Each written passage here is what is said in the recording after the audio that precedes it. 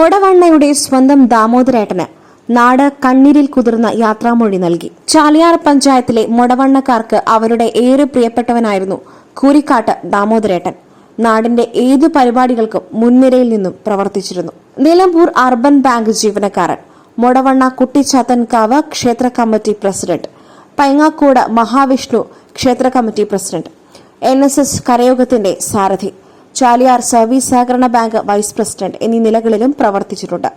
നല്ലൊരു കർഷകനുമായിരുന്നു. മൊടവണ്ണയുടെ സാമൂഹിക, സാംസ്കാരിക, രാഷ്ട്രീയ മേഖലകളിലും പഴയ തലമുറയ്ക്കും പുതിയ തലമുറയ്ക്കുമൊപ്പം ദാമോദരേട്ടൻ ഉണ്ടായിരുന്നു. നാട് അനുശോചന യോഗം നടത്തി ദാമോദരേട്ടനെ അനുസ്മരിച്ചു.